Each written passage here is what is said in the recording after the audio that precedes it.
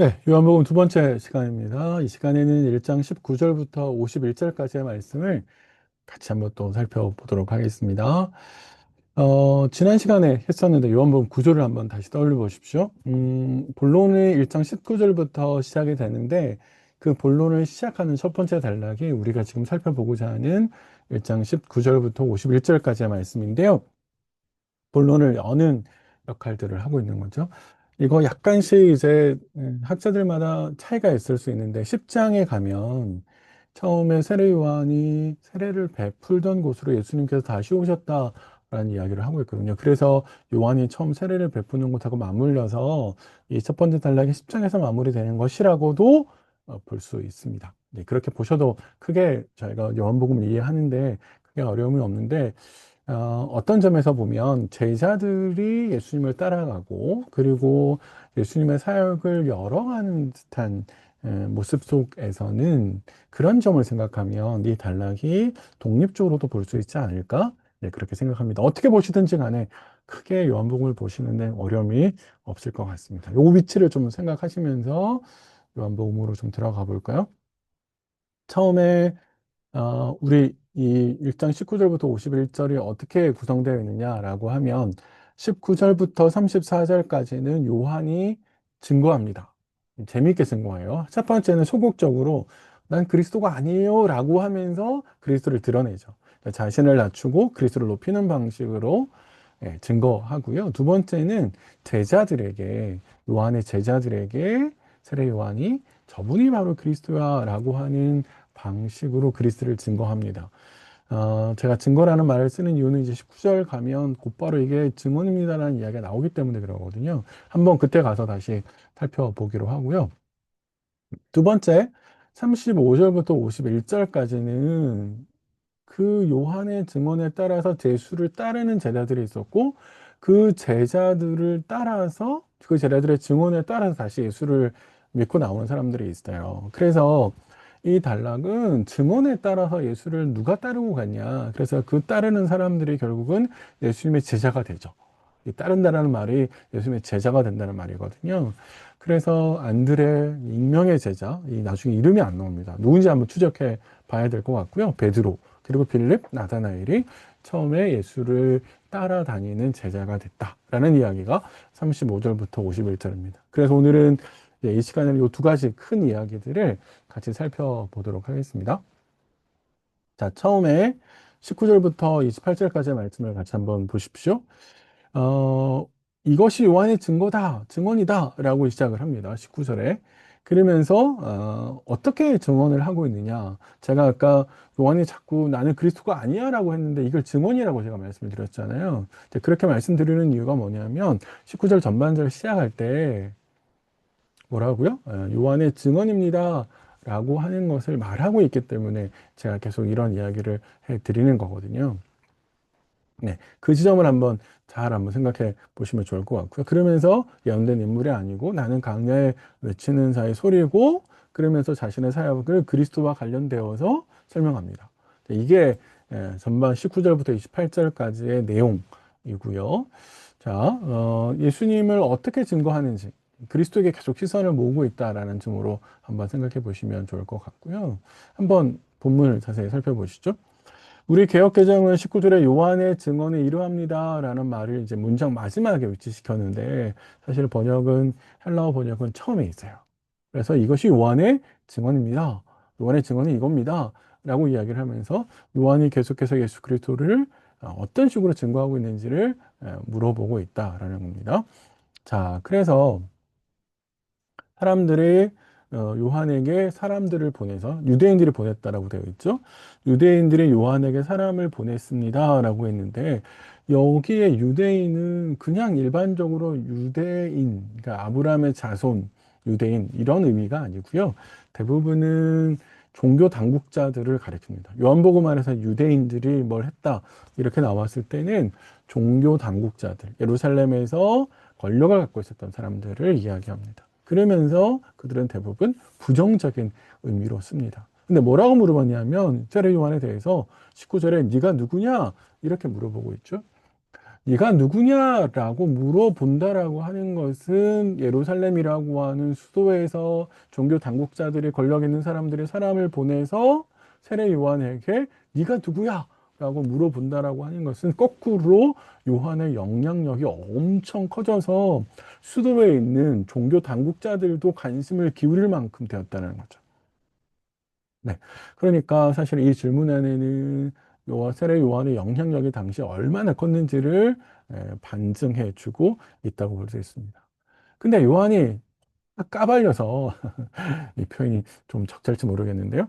드러내고 숨기지 않아서 다 드러냈다고 이야기하면서 난 그리스도가 아닙니다. 라고 이야기하죠. 사실 그리스도가 아닙니다라는 방식으로 사람들이 자신에게 주고 있는 그 시선을 누구에게 돌리는 거예요? 그리스도에게 지금 돌리려고 하고 있는 것이죠. 그래서 요한은 사람들이 네가 누구야? 라고 했을 때 그리스도가 아닙니다. 이렇게 이야기하죠. 근데 이 말을 좀 이상하잖아요. 네가 누구야? 이렇게 질문했는데 난 그리스도가 아니에요. 라고 요한이 이야기하고 있잖아요. 네가 그리스도야? 이렇게 물어야 되는 거잖아요. 그러니까 거꾸로 유추해 보면 요한의 대답 속에서 사실 그들의 질문에 포함된 이야기가 뭐냐면 너 그리스도 맞아? 이렇게 질문했다라고 볼 수 있는 것이죠. 당시에 1세기 당시에는 메시아 대망사상이라는 게 있었거든요. 유대인들이 메시아가 오면 그래서 우리가 로마로부터 독립할 수 있을 거야. 그래서 그러한 생각들을 이제 신구약 중간기 시대 때부터 너무 많이 이제 확장해서 자리 잡고 와서 1세기에 많은 사람들은 성경에 예언되어 있는 그리스도 혹은 뭐 그 선지자 이런 분들이 오실 거다라고 생각하고 있었죠. 그래서 유사한 역할을 하거나 비슷한 뭔가의 메시지를 던지는 사람들이 있다면 그리스도가 아닌가? 이런 생각을 하게 됐죠. 그래서 요한에게 이렇게 질문하는 겁니다. 그런데 다시 사람이 뭐라고 질문합니까? 엘리야야? 그 선지자야? 이렇게 이야기합니다. 사실은 요한의 복장, 우리가 요한복음에는 드러나지 않지만 마태복음이나 이런 데 보면 요한의 복장이 생활하는 모습이 구약에 예언되어 있는 엘리야와 아주 유사하게 모습을 갖추고 있었거든요. 그러니까 사실 너 그 엘리야니? 라고 이야기하죠. 말라기 4장 5절에 내가 내 앞서 엘리야를 보내겠다라고 선지자가 예언하고 있거든요. 선지자를 통해서 하나님이 예언하신 거죠. 그리고 그 선지자냐? 이렇게 신명기 18장 15절에 모세가 하나님께서 나와 같은 선지자를 일으킬 거야 라고 이야기하셨습니다. 그러니까 이 성경에 예언되어 있는 인물이야, 네가? 이렇게 요한에게 사실은 물었다라고 하는 것이죠. 그런데 요한이 다 아니다, 나는 아니야, 라고 이야기를 하죠. 어, 근데 한번 생각해 보세요. 한 가지 이 공간복음서의 기록과 부딪히는 내용이 등장하죠. 그게 뭐예요? 지금 요한이 난 엘리야가 아니야, 라고 이야기를 하는데, 공간복음서에 보면 예수님께서 이 세례 요한을 향해서 엘리야다라고 이야기하시잖아요. 그러면 요한 자신의 이해와 예수님의 이해가 다른가? 예수님의 말씀하신 걸 요한은 부정한 건가? 사도 요한은 전혀 다른 이야기를 하고 있는 건가? 우리 이제 그런 생각들을 이제 좀 하실 수 있는데 한번 생각해 보시는 게 우리 앞에서 너 그리스도니? 이렇게 물었죠. 너 그리스도야? 그런데 여기에서 다시 엘리야야 그리고 그 선지자야 이렇게 물었잖아요. 그러면 요한이 엘리야야라고 묻는 이 말은 사실은 너 그리스도하고 같은 급에 있는 예언되어 있는 아주 메시아적인 그런 인물이야? 이렇게 물어본 게 되죠. 왜냐하면 그리스도와 그 선지자는 1세기 당시에는 다 메시아적인 인물로 받아들여졌거든요. 여기 엘리야도 그런 사람으로 이해될 수 있는 거죠. 그래서 요한이 부인하는 거는 나는 메시아적인 인물이 아닙니다라고 말씀하고 있는 거죠. 그래서 예수님께서 요한의 역할이 말라기 4장 5절에 기록되어 있는 그 역할을 하는 인물이야 이걸 부정한 게 아니라는 겁니다. 그러니까 사실 공간복음서의 기록과 요한의 기록이 차이가 없다, 부딪히지 않는다 라고 하는 것을 이제 말씀드리는 거예요.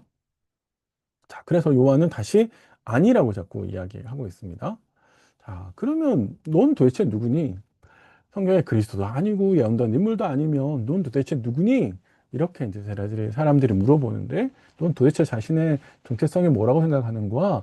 이렇게 사람들이 물어보죠. 그럼 뭐라고 이야기합니까? 나는 광야에 외치는 자의 소리다. 세례 요한이 인용하고 있는 말씀은 이사야 40장 3절이에요. 한번 읽어보세요.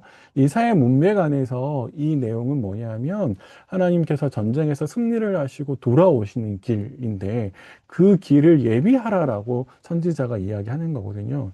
근데 그 길을 예비하는 것은 백성들로 하여금 윤리적인 삶, 그러니까 하나님 말씀에 순종하고 그래서 거룩한 삶을 사는 것으로서의 준비. 집을 깨끗하게 치우고 길을 막 닦고, 본문의 표현들은 약간 그런 거와 유사하긴 하지만 그러나 실제로 그 안에 있는 속내의 이야기는 뭐냐 하면 하나님께서 오셨을 때 그 하나님 앞에서 부끄러울 것이 없게 거룩한 삶으로 준비를 해야 돼, 이런 이야기를 하고 있습니다. 그 이야기를 세례 요한이 인용했다라고 하는 것은 자신이 무슨 역할을 하는 거예요? 이제 메시아가 올 건데 메시아이신 하나님께서 오실 텐데 그 메시아이신 하나님께서 오실 때 사람들이 그 메시아를 잘 받아들일 수 있게끔, 그리고 그 메시아 앞에 사람들이 부끄럽지 않게끔 사람들로 하여금 준비케 하는 게 내가 바로 한 역할입니다. 이렇게 얘기하는 것이죠. 자, 그러니까 자신은 메시아가 아니라 백성들 하여금 메시아가 진짜 오실 건데 그 메시아를 준비하게 하는 사람이다라고 이제 에, 세례 요한이 자기 역할을 이야기하는 것이죠.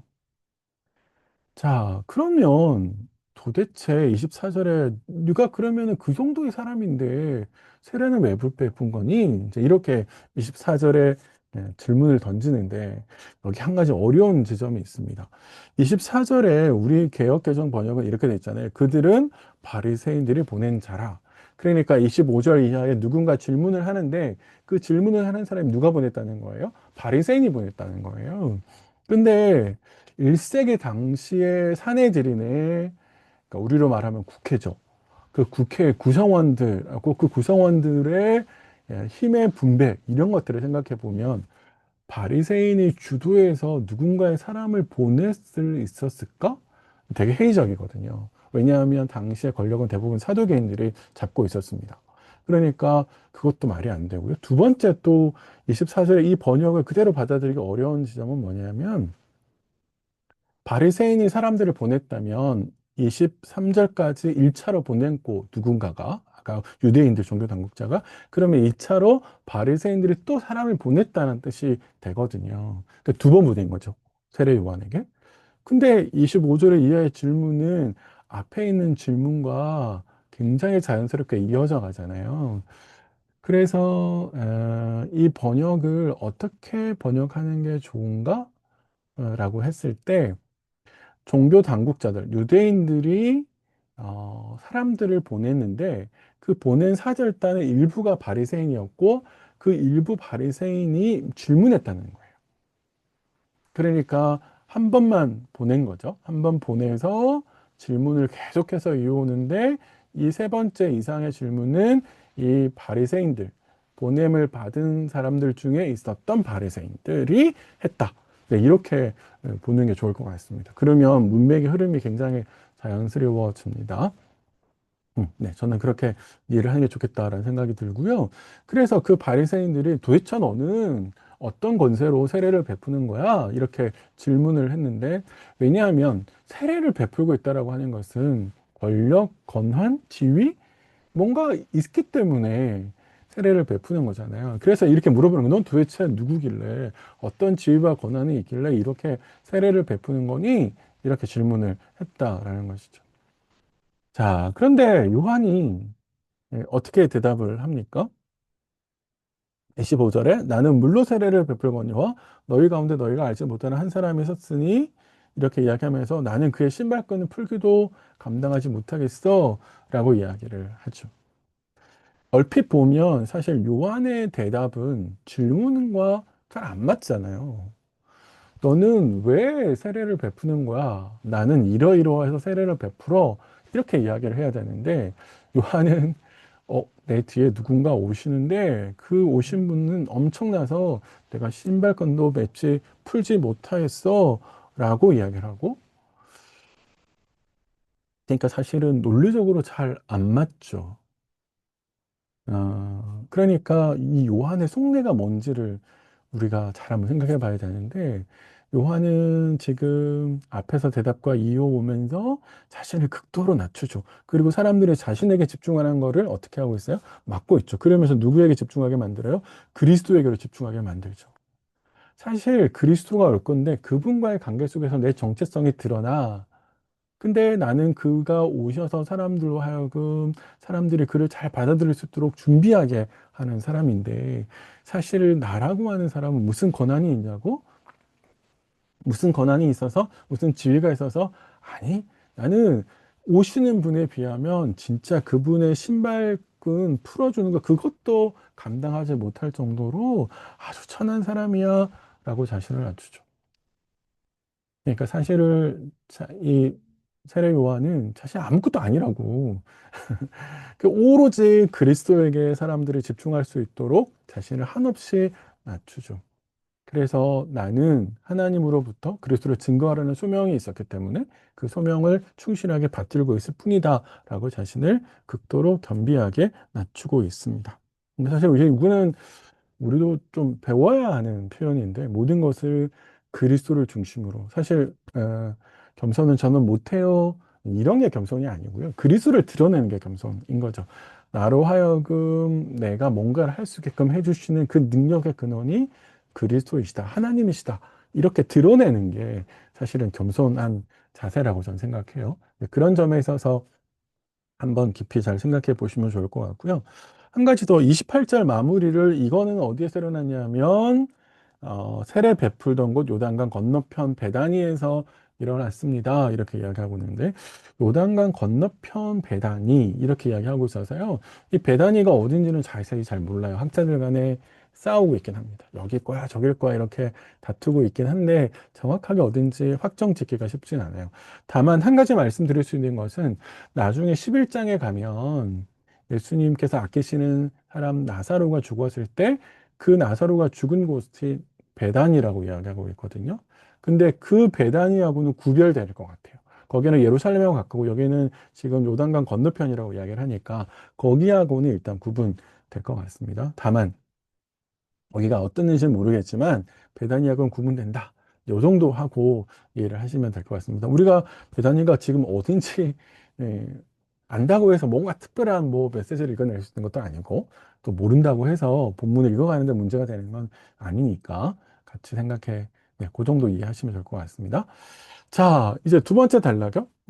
첫 번째 단락은 어떤 거였어요? 나는 아니야, 아니야. 난 그리스도가 아니야. 나는 그리스도의 신발끈 감당하지 못하는 사람이야 정도로 요한이 예수님을 증거했죠. 그리스도를 증거했습니다. 그러니까 소극적인 방식으로 요한이 증거했다, 이렇게 보는데, 29절부터 34절의 내용은 반대로 요한이 자신의 제자들에게 그리스도를, 예수님을 딱 가리키면서 저분이 바로 그리스도야 라고 증언하는 내용들이 쭉 펼쳐져 있습니다. 그러니까 성격이 상반되죠. 우리 앞에서 본 단락이 소극적이라면 여기는 적극적인 성격을 보여주고 있다라는 겁니다. 29절에 요한이 이튿날 예수께서 자기의 나오신 걸 보시면서 세상 죄를 지고 가는 하나님의 어린 양이로다, 이렇게 이야기를 하죠. 하나님의 어린 양, 우리가 딱 떠올리는 것은 6월절에 하나님께서 이스라엘 백성들을 구원하기 위해서 어린 양을 잡고 그 어린 양의 피를 문설주에 발라서 출애굽하게 하시죠. 그걸 기념하는 절기가 바로 6월절이죠. 그래서 우리가 기억하고 쉽게 이해하고 있는 어린 양에 대한 이미지는, 예수님을 곧바로 어린 양과 연결시켜서 희생하시는 분, 그래서 십자가에서 우리의 죄를 대속하셔서 십자가를 드시는 분, 약간 이런 식의 생각을 우리는 하고 있잖아요. 그런데 여기에 쓰여 있는 단어, 지고 간다라고 하는 이 단어가 무엇인가를 들어올리거나 무엇을 제거하다 라는 이미지고, 요한 일서 같은 데 보면 죄의 문제를 해결하는 겁니다. 근데 우리는 딱 그렇게 생각하면 당연히 십자가겠지라고 생각하지만, 우리가 이해하고 있는 세례 요한이 가지고 있는 생각이나 세례 요한의 사상 속에서 예수님을 이 지금 우리가 방금 말했던 방식으로 이해를 했을까? 이건 약간의 의문이 좀 있어요. 왜 그러냐면, 공관복음서에 세례 요한이 예수님께 제자들을 보내서 이렇게 이야기하잖아요. 우리가 당신을 메시아라고 인정해야 돼요? 아니면 또 다른 메시아를 기다려야 돼요? 그 말은 세례 요한이 이해하고 있는 틀 안에서 메시아는 곧바로 오셔서 사람들을 심판하고 잘못한 사람들은 막 불구덩이에 집어넣고 그래서 쭉정이와 알고기를 나누시는 그런 역할을 할 거라고 요한은 기대하고 있었다는 걸 보여주죠. 그런데 실제로 오셔서 예수님께서 하셨던 일은 죄인들과 함께 식사하시고 그들을 품으시고 그들을 하나님 나라 백성으로 만들어 가셨죠. 그러니까 그리고 세례 요한은 죽고 난 다음에 예수님께 십자가를 지셨거든요. 그러니까 예수님이 십자가를 지시는 것에 대해서 세례 요한은 알지 못했죠. 그리고 그가 가지고 있는 신학의 틀 안에서는 그렇게 이해했을 것 같지는 않아요. 그러니까 여기에서 요한이 예수님을 가리키면서 하나님의 어린 양이라는 말을 썼을 때 세례 요한이 이해하고 있었던 것은 아마도 죄의 문제를 해결하는, 그러니까 전사로서의 어린 양, 이런 이미지, 죄와 싸우는 이런 이미지, 아마 그런 이미지를 그리지 않았을까, 학자들은 그렇게 생각합니다. 그런데 사도 요한은 다 알고 있잖아요. 사도 요한은 사실 예수님의 죽음을 다 봤죠. 그리고 그분이 하나님의 어린 양이라고 하는 구약의 메시지와도 어떻게 연결되는지도 다 알고 있죠. 그래서 사실은 사도 요한이 세례 요한의 말을 빌어서 독자들에게 이야기할 때는 그 말 속에 충분히 세례 요한의 표현만 빌려 왔지만 사실은 죄를 짊어지고 그 죄를 위해서 희생의 제물로 십자가를 지시는 예수님의 모습을 충분히 담아냈을 것 같아요. 그러니까 틀은 세례 요한의 틀을 빌려 왔음에도 불구하고 그 안에 충분한 내용은 전사로서의 어린 양뿐만 아니라 십자가에서 죄를 짊어지시는 그런 예수님의 모습을 어린 양이라는 말 속에서 담아내지 않았을까라는 생각이 듭니다. 왜냐하면 실제로 요한복음 안에서 예수님 십자가를 지시잖아요. 그렇게 그리고 자주 인자가 들린다. 니고데모와의 대화 속에서도 그런 이야기 하시고 나중에 내 살과 내 피를 먹는다 이런 이야기도 하시면서 그렇게 계속 암시를 하시니까 아마 그렇게 이해하시면 좋을 것 같습니다. 네, 뭐 굳이 몰라도 되는 이야기인데 제가 너무 복잡하게 설명드렸나요? 네, 이렇다 좀 알고 계시면 좋을 것 같고요. 자, 네, 반복됐네요. 그런데 이제 지금 세례 요한이 자신의 제자들에게 이야기하고 있는 거예요. 계속해서 뭐라고 이야기하냐면 내가 전에 말하기를 내 뒤에 오는 사람이 있는데 나보다 앞선 것은 그가 나보다 먼저 계심이라 한 것이 이 사람을 가리킨 것이라. 이 말은 세례 요한이 제자들에게 계속해서 예수님에 대해서 말을 해왔다는 거예요. 그리고 사실은 실제로 사람들에게도 계속 말해왔죠. 그가 내 뒤에 오실 거야. 이거는 시간적으로 뒤에 오시죠. 우리 따져보면 예수님께서 6개월 뒤에 세례 요한보다 태어나셨고, 그리고 사역을 시작하는 것도 세례 요한보다 늦게 시작하셨잖아요. 그런데 먼저 선제하셨다? 그건 뭐예요? 예수님께서 하나님이시니까 사실은 세례 요한이 존재하기 전에 이미 예수님은 하나님으로서 존재하지 않을 때가 없었다라고 하는 것을 이야기해 주는 것이죠. 그래서 사람들에게 왜 자꾸 세례를 베풀었냐라고 하면 그를 증거하기 위해서, 사람들을 하여금 예수에게 주목하기 위해서, 그리스도에게 주목하게 만들기 위해서 내가 세례를 베풀었었다 이렇게 이야기하죠.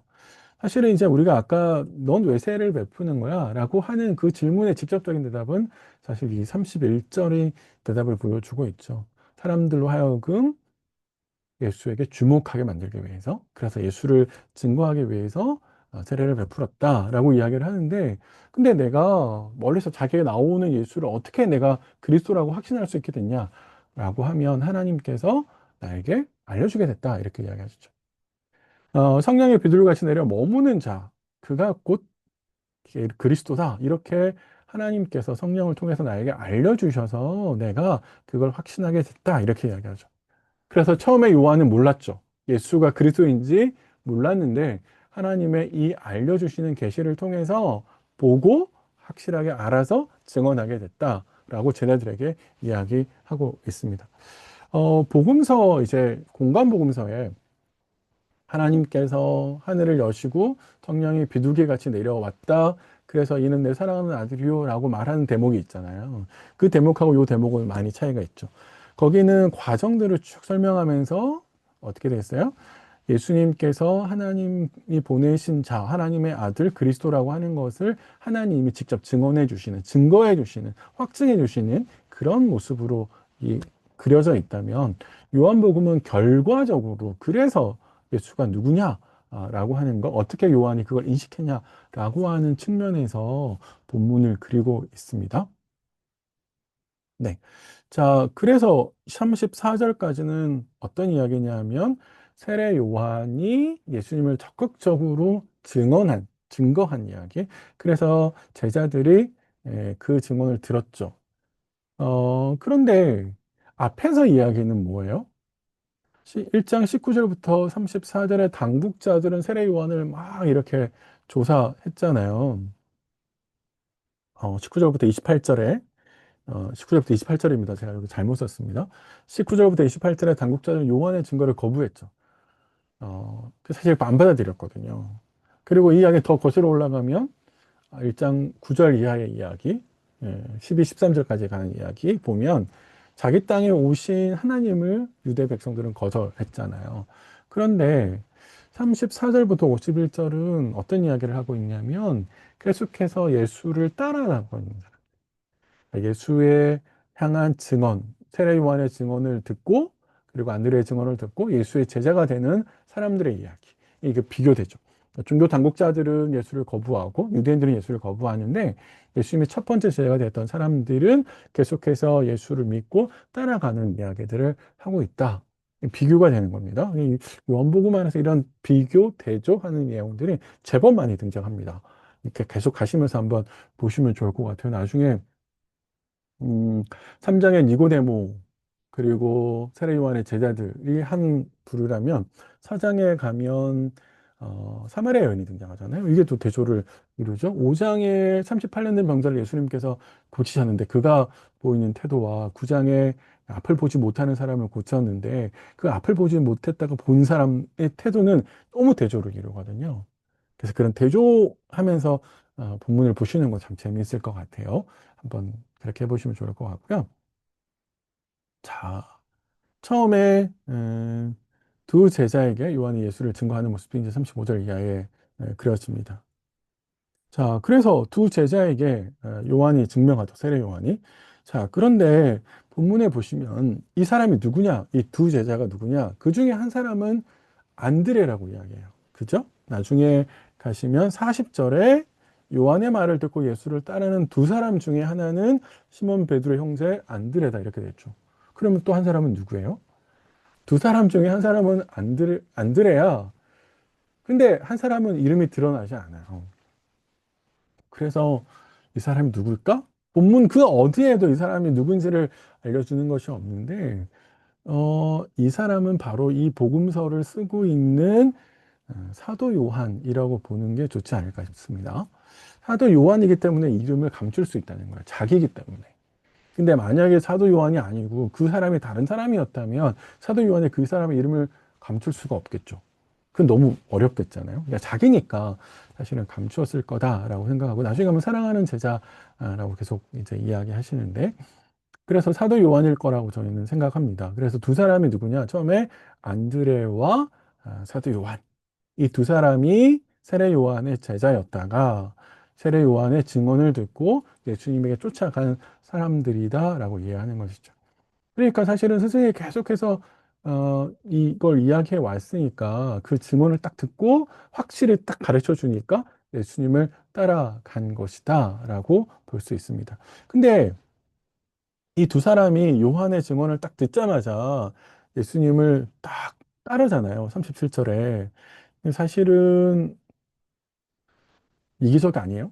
그동안에 오랫동안 스승으로서 세례 요한을 막 읽고 있다가 갑자기 딱 예수님이다 이렇게 얘기하니까 쫓아가면 사실 배신자들 서운함이 제가 세례 요한이라면 약간의 서운함이 들 수도 있을 것 같다 생각도 드는데 사실 그렇다라기보다는 이 본문이 우리에게 보여주는 것은 사실은 스승의 증언을 충실하게 따라가고 있다는 거죠. 메시아를.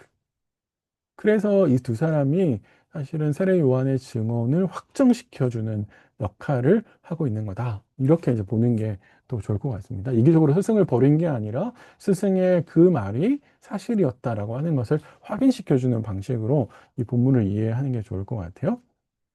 자, 그런데 이 두 제자, 안드레와 요한이 예수님한테 가서 처음에 대화를 하는데 이 대화하는 것이 굉장히 우리에게 많은 걸 생각하게 하는 것 같아요. 처음에 예수님에서 딱 자기 따라오니까 뭘 구하니? 이렇게 지금 질문하시거든요. 두 가지를 좀 지적해야 될 것 같아요. 하나는 요한복음 안에서 따른다라는 말은 그냥 뒤쫓아 꽁무니 쫓아다니는 것, 아기가 엄마 꽁무니 뒤쫓아다니는 것 그런 것도 있지만 제자로서 예수님을 따를 때 제자로서 살아가는 것을 따른다라는 말로 표현하거든요. 그러니까 이 두 사람이 따른다라고 하는 것을 보면서 예수님이 뭘 구해?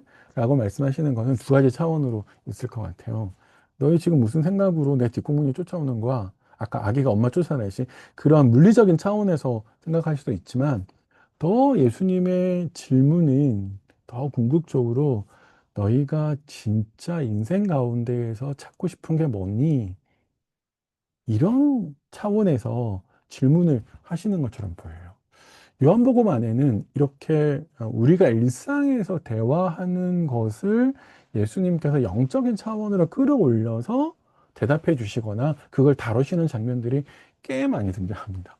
우리 당장 이제 이 다음 본문인 2장에 가서 어머니 마리아와 예수님의 대화 속에서도 그런 장면이 등장하거든요. 그러니까 여기도 그런 차원으로 나누어 볼 수 있겠다는 거예요.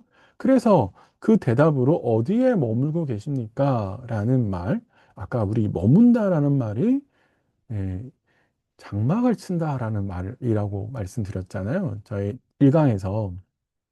그래서 예수님께서 어디에 머물고 계십니까? 라는 말은 예수님께서 지금 머물고 계시는 물리적인 장소의 의미로도 볼 수 있지만 사실은 근원적인 질문으로 예수님 당신은 누구십니까? 어디서부터 오셨습니까? 진짜 당신은 하나님으로부터 오신 분이십니까? 약간 이런 근원적인 생각으로 끌어올려서 질문했을 수도 있다는 거죠. 사실은 제자들은 그렇게까지 다 생각 못 했을 수 있지만 사실 이것을 쓰고 있는 사도 요한의 입장에서는 이런 차원으로 우리에게 보게끔 이야기하시는 것 같아요. 그래서 따르다와 이 두 제자가 따라서 예수님한테 가서 머물러요. 머무릅니다. 그래서 이 두 개의 동사가 참 중요해요. 따른다, 머문다. 그냥 예수님을 쫓아쫓아 따라가는 것이 아니라 이제 제자로서 예수님과 함께 살아가는 것을 의미합니다. 따르는 것은. 그리고 머문다도 마찬가지예요. 예수님과 친밀한 관계를 형성하는 걸 이야기해요. 그래서 두 개의 동사가 이제부터 이 두 사람의 제자가 새로운 인생, 그러니까 제자로서 새로운 삶의 방향이 시작되었다라고 하는 것을 우리에게 알려주는 동사가 되는 것이죠. 자, 그래서 이 두 사람이 메시아를 만난 거죠. 예수님을 메시아로 만난 거죠. 그리고 나서 그 중에 한 사람이었던 베드로가, 아니, 안드레가, 죄송합니다. 안드레가 베드로를 예수님에게 데려가는 이야기가 이제 나옵니다. 41절에 한번 보세요. 41절에 그가 먼저 자기의 형제 시몬을 찾아 말하되 우리가 메시아를 만났습니다. 이렇게 이야기합니다. 여기에 만났다라는 말은 찾았다라는 말입니다. 헬라어에. 영어에 find라고 번역하는 단어예요. 그러니까 그냥 단순히 만난 게 아니라 우리가 쫓아가가지고 진짜 예수 그리스도를 찾았다. 막 이렇게 이야기를 하는 것이죠. 그래서 메시아는 번역하면 그리스도다. 이렇게 되죠. 그러니까 메시아는 히브리어고 그리스도는 헬라어예요. 메시아 기름 부음 받은 자라는 뜻이죠. 기본적인 의미가.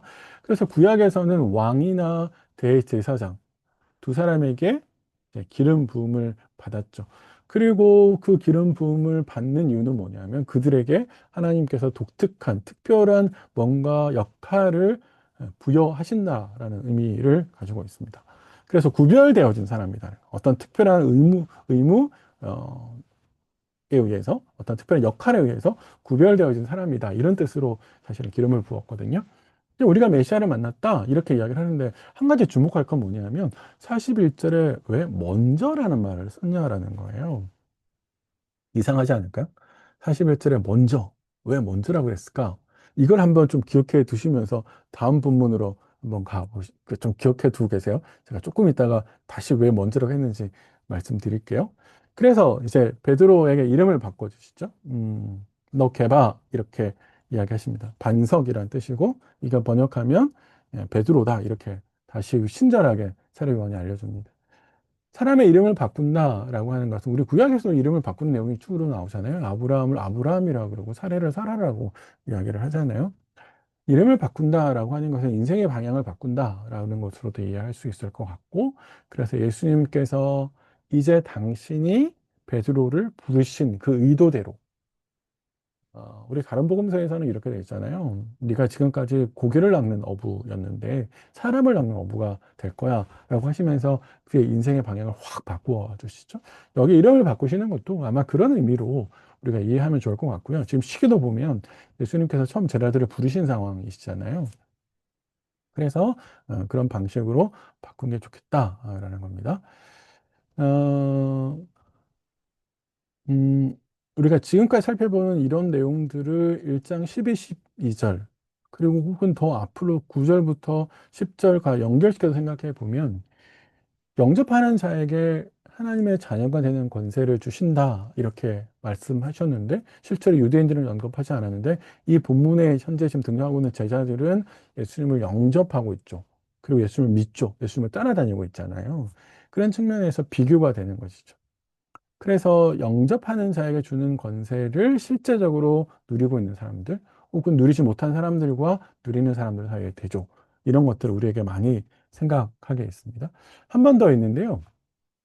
그래서 빌립과 나다나엘 이야기를 한번 그 다음에 이제 또 제자들이 나오는데, 한 가지 이제 아까 제가 먼저라는 이야기를 이제 이 본문이 이제 해결해 주는데 왜 먼저라고 그랬을까? 그게 어디서부터 걸리냐면 43절 첫 번째 문장에 우리 성경은 이튿날 예수께서 갈릴리로 나가려고 하셨습니다. 이렇게 돼 있잖아요.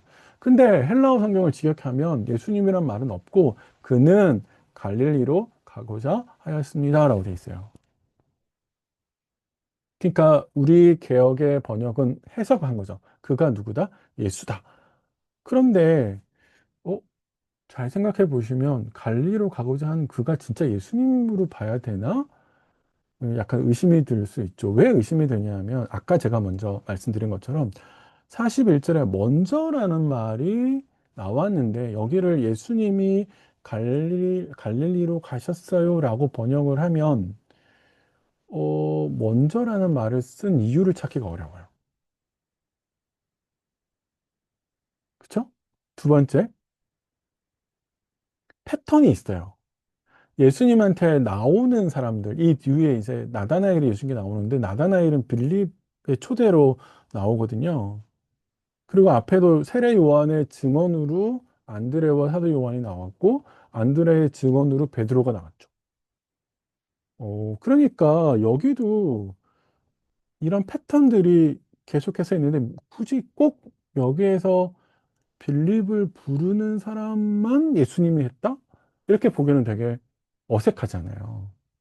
그러니까 사실 여기서 빌립을 부른 사람은 예수님이 아니라 사실은 안드레가 베드로 다음에 이 빌립을 불러갔다라고 보는 게 훨씬 더 매끄럽다라는 겁니다. 네, 제가 숨기지 않고 이렇게 볼 때 약점도 있어요. 이제 뭐가 약점이냐면 사실은 예수님한테 데려왔다는 이야기가 없죠. 아까 우리 베드로 같은 경우에 증언에서 어, 데리고 오잖아요. 데리고 예수께 나왔다는 이야기가 42절에 있거든요. 근데 여기는 그게 없어요. 그게 없는 게 약간 아쉽긴 한데 어려운 점으로 작용하긴 한데 그럼에도 불구하고 여기에 그는 예수님이다라고 보다는 안드레다라고 보는 게 훨씬 더 논리적으로는 더 좋을 것 같다 생각됩니다. 어떻게 읽으셔도 상관은 없는데 전체 패턴을 한번 잘 생각해 보시면서 결정을 한번 해보세요. 네. 그러면서 빌립을 만나서 빌립에게 예수님께서 나를 따르라 라고 이야기를 하시고 그래서 빌립이 예수님을 따르게 되죠. 그리고 그 빌립은 다시 누구를 찾으러 가요? 나다나엘을 찾으러 가서 예수님을 증언합니다. 자, 그런데 한 가지 재밌는 거는 나다나엘은 누구냐라는 겁니다. 혹시 나다나엘이 누군지 아세요? 우리 성경에 12제자의 이름이 등장하는 이 공간복음서 안에 보면 나다나엘은 등장하지 않거든요. 사도행전도 마찬가지고. 그래서 학자들은 이 나다나엘이 누군가 추정할 때 바돌로메라고 추정합니다. 사실 바돌로메는 돌로메의 아들이란 뜻이기도 하나님이 주신다 이런 뜻이기도 합니다. 그러니까 아마 바돌로메였을 거다라고 이야기를 하면서 빌립이 나다나엘에게 이렇게 소개를 해 예수님을 어떻게 소개합니까? 율법에 기록한 그리고 선지자들이 말한 그냥 우리가 메시아를 만났다. 앞에서는 이렇게 이야기해 왔는데, 증언을 했는데, 여기서는 율법에 기록한, 그리고 누구요? 선지자들이 기록한, 이렇게 이야기를 하고 있죠. 이거는 초대교회가 공통적으로 생각하고 있는 사상을 보여주는 거죠. 초대교회는 예수님을 어떻게 해석했냐면, 율법이 예언하고 있었고, 선지자들이 줄기차게 말해왔던 그분 메시아가 바로 예수다라고 연결시켜서 생각한 거고, 거꾸로 아까 유대인들은 예수를 받아들이지 않았는데, 받아들이지 않은 그들이 율법을 잘 이해하지 못했다라고 하는 것을 반증하기도 하죠. 사실은 예수님께서 제 유대인들과 이야기할 때 너희가 율법을 제대로 공부하지 못했어, 제대로 읽지 못했어 라고 지적하기도 하시거든요. 네, 그런 측면에서 초대교회가 이걸 제대로 이렇게 처음부터 제자들이 그런 방식으로 예수님을 율법과 선지자들이 말해준 분이라고 연결시켜서 생각했다라고 하는 것을 이제 알려주는 것이죠. 그런데 나다나엘이 반문해요. 나다나엘이 뭐라고 반문해요? 야, 나사렛에서 뭐 그리 선한 게 날 수 있겠어? 이렇게 이야기하는 것은 당시 나사렛이라고 하는 동네, 그러니까 아주 조그마한 동네에 대해서 사실 이제 아주 멸시에 대한 시선을 갖고 있었다라고 하는 것을 알 수 있습니다. 이거는 나다나엘 한 사람만의 시선이라기보다는 나다나엘과 같은 부류의 그때 당시에 일반적인 사람들의 생각이 이 나사렛에 대해서 굉장히 멸시했다라고 하는 것을 보여주는 거죠. 그러면 거꾸로 예수님께서 나사렛 예수라고 불리시는 것은 나사렛에서 나신 것은 엄청난 하나님의 겸비함, 겸손의 자기 비화를 보여주시는 거죠. 사람이 그렇게 멸시하고 사람이 그렇게 무시하는 그런 것에 예수님이 태어나셨다라고 하는 것은 예수님이 얼마나 자기를 낮추시는지를 보여주는 것이고 그런 낮은 곳에 오셔서 낮은 사람들의 멸시와 천대를 받는 사람들을 하나님의 나라로 이끌려고 하시는 그런 모습들을 우리에게 명확하게 잘 보여주는 것이죠. 자, 그러면서 빌립이 나다나에게 와 봐봐 이렇게 이야기해서 와 보라 이거 우리 전도 축제할 때 자주 쓰시는 표현이잖아요. 와 보라 타이틀 막 이렇게 많이들 다시던데 나다나엘을 예수님께로 초대하고 있는 것이고 지금 앞에서 많은 사람들이 세례 요한은 당신의 두 제자에게 그리고 주제자 안드레는 베드로와 빌립을 초대한 것처럼 빌립은 다시 나다나엘을 예수님께 초대하고 있고 그리고 이 사건을 독자들에게 소개시켜주는 사도 요한은 사실 이 책을 기록하고 있는 독자들도 예수님께로 초대하고 있는 것이고 여전히 예수님께 대해서 불신을 갖고 있는 사람들을 초대하는 것이고요. 더 나아가 사실은 하나님은 이 본문을 통해서 오늘 우리를 예수님께로 초대하고 계신 것일 수 있다. 이렇게 연결시켜서 생각해 볼 수도 있지요. 그래서 우리가 예수님께 계속 나아가야 되는데 제자들이 계속해서 증언을 하고 있잖아요. 우리도 사실은 증언해야죠. 예수님을. 누구에게? 다른 사람들에게. 예수를 아직 믿지 못하는 사람들에게, 그리고 여전히 신앙생활을 잘못하고 있는 사람들에게, 유대인과 같이 엉터리로 생활하고 있는 사람들에게 우리가 예수를 증언해야 되는, 바로 그 예수님이 우리에게 길과 진리와 생명이 되시는 분이시다라고 하는 것을 증언하는 일을 사실 많이 해야 됩니다. 그런 증언하는 일, 사실 이제 전도와 관련해서 우리가 좀 생각해 보시면, 이런 거 한번 생각해 보세요. 내가 언제 전도했지? 내가 마지막으로 전도한 때는 언젠가? 한번 떠올려보세요. 기억이 잘 안 나실 수 있어요.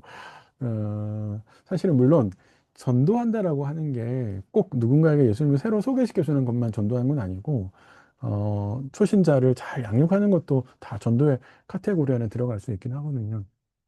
다만 그럼에도 불구하고 우리가 예수를 드러내는 일들 혹은 예수님을 증언하는 일들을 너무 게을리 하고 있는 건 아닌가. 특별히 시대적인 상황 때문에 교회가 계속 욕을 먹고 있고 최근에도 막 이런 여러 가지 교회 안에서 뭐 돈에 관한 이야기 또 교회 세습 이런 이야기 때문에 굉장히 시끄럽잖아요. 그런 것 때문에 사실 우리가 예수를 증언하는 걸 꺼려 할 수도 있는데 그건 사실 우리 핑계죠. 바울은 디모데에게 때가 허락하든지 허락하지 않든지 간에 예수님을 증언하라고 말을 하고 있는데 그게 우리의 태도여야 된다고 생각합니다. 사실 우리가 예수님을 증언하지 못하는 이유가 상황이 허락하지 않아서라기보다는 우리에게 그 예수를 증언해야 된다라고 하는 절박한 심정, 어쩌면 하나님을 위해 주신 사명에 대한 투철한 충성심 그런 게 없어서 과연 그런 거 아닌가? 네. 상황이 허락하지 않는다라고 하는 것은 우리의 핑계가 아닐까요? 네, 그런 점에서 한번 생각해 보시면 좋겠다 싶습니다. 자, 이제요, 나다나엘이 예수님께 나아오는데 예수님께서 그 나다나엘을 보시면서 이렇게 딱 이야기하시잖아요. 이는 참 이스라엘 사람이다. 그 속에 간사한 것이 없다. 이렇게 이야기하시죠. 참 이스라엘 사람. 이게 당시에 이 사람, 유대 사람들이 서로에 대해서 불러주는 그런 인사말이라고 그래요. 근데 왜 예수님께서 이렇게 이야기하시냐라고 하면 원래 이스라엘의 시작이 야곱으로부터 시작하잖아요. 원래 야곱이 이름의 뜻이 속이는 사람, 형의 발 뒤꿈치를 잡았다 그래서 속이는 사람, 간사한 사람 이런 뜻이었잖아요. 근데 그가 약복 강가에서 씨름하다가 그 이름이 바뀌죠. 이스라엘이라고 바뀝니다. 야곱은 속이는 사람이라는 이름의 뜻인데 이스라엘은 이게 약간 학자들 사이에서 논란이 있긴 하지만 이런 뜻이라고 해요. 하나님이 다스리는 자, 하나님의 통치를 받는 사람, 약간 이런 뜻이라고 그래요. 그러면 예수님께서 나다나엘에게 야, 이는 참 야곱이야. 이는 참 속이는 사람이야. 이렇게 이야기하신 게 아니고 이는 참 이스라엘 사람이야. 라고 이야기하시는 것은 사실 그런 의미에서 하나님의 통치를 받는 깨끗한 순수한 그래서 뒤에 붙는 말에 간사한 게 없다. 충분히 내가 말했을 때 나의 말을 수용할 수 있는 사람, 내가 하나님으로부터 보냄 받았다라고 하는 것을 인정할 수 있는 사람, 그런 사람이야. 라고 예수님께서 이야기해 주시죠. 야, 이게 진짜 나다나엘 참 대단한 사람이죠.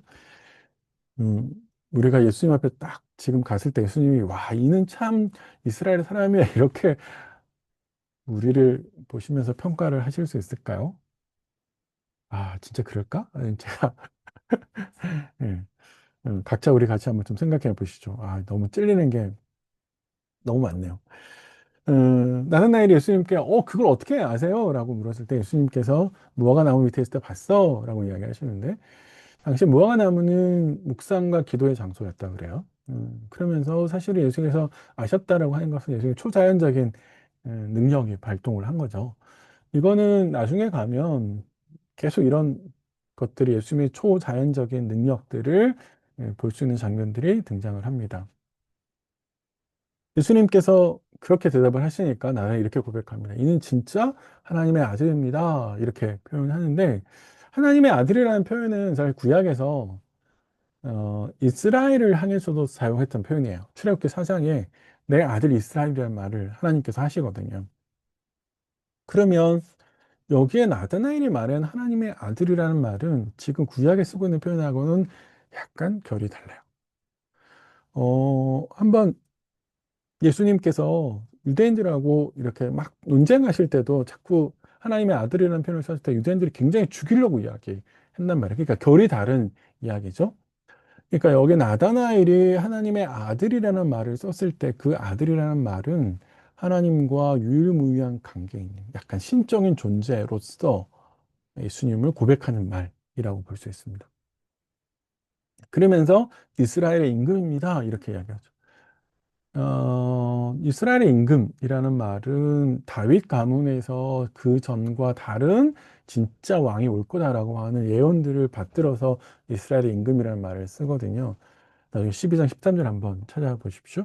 근데 예수님께서 하나님의 아들이나 이스라엘의 임금이라는 두 호칭을 잘 안 쓰고 인자라는 호칭을 계속해서 쓰시죠. 자신에게.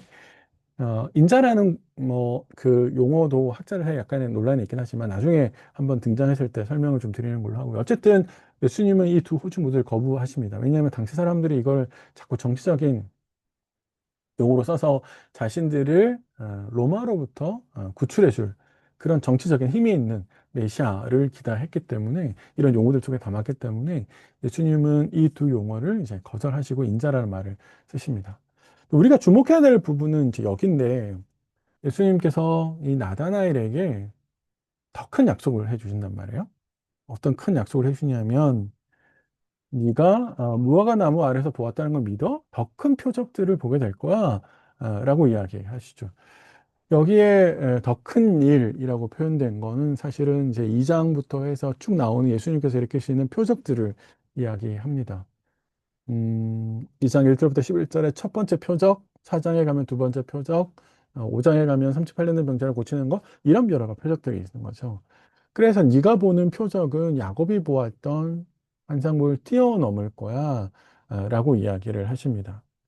자, 그런데 51절에 예수님께서 그 야곱과 비교하시면서 네가 보는 게 뭔지를 이제 알게 될 거야 라는 이야기를 하시면서 진실로 진실로 이거 진실로라는 말 이게 헬라어의 아멘이거든요. 그래서 아멘 많이 하시죠. 목사님 뭐 설교하실 때도 아멘 아멘 하시잖아요.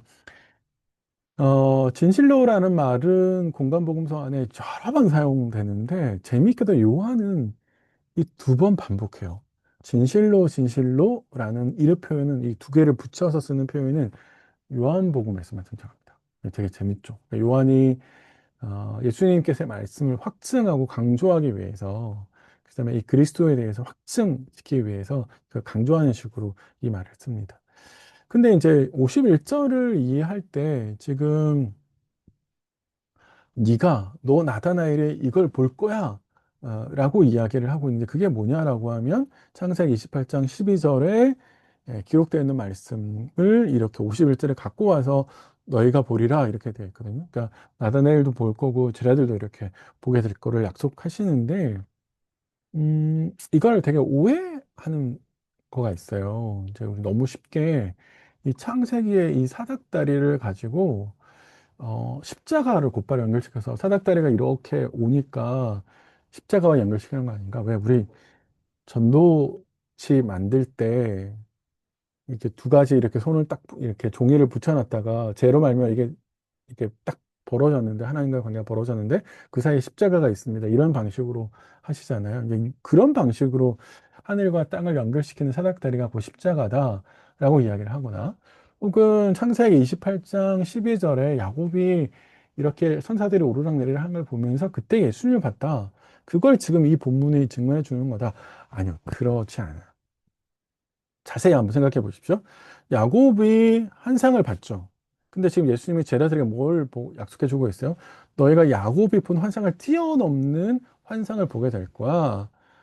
그래서 하늘이 열려서 하나님 일들에 관한 환상을 볼 거고, 그런 많은 일들은 내가 곧 하나님께서 보내신 메시아야, 그걸 확인하게 될 거야. 이런 이야기거든요. 그러니까, 연결되는 병행점은 야곱이 본 것과 제자들이 보는 것 사이를 연결해 주고 있는 겁니다. 그러니까 너희가 보리라, 이렇게 지금 말씀하고 계시기 때문에, 그러니까 그런 측면에서 연결되는 거지, 이걸 마치 사닥다리를 십자가와 연결시켜서 너무 이렇게 구약의 어떤 말씀 바로 예수님에게 연결시키는 것은 사실은 성경을 해석하는 해석학적인 원칙에 의해서 적절하지 않으니까요. 그런 거 좀 잘 한번 이해하시면서 그렇게 봤으면 좋겠습니다. 예수를 보면서 예수님을 따라다니면서 사실은 예수를 더 깊이 이해하게 되고 그리고 또 하나님께서 행하시는 일들을 더 깊이 이해하게 되는 것에 대한 약속을 예수님께서 이렇게 제자들에게 해주고 있습니다. 네, 제가 음, 시간을 좀 줄이기 위해서 말을 너무 빨리 했는지는 모르겠는데 다시 한번 반복하시고 보시면서 이 이제 1장 후반부 말씀 다시 한번 같이 이제 보시면 좋을 것 같습니다. 수고 많으셨고요. 저는 3관 가서 다시 뵙겠습니다. 고생하셨습니다.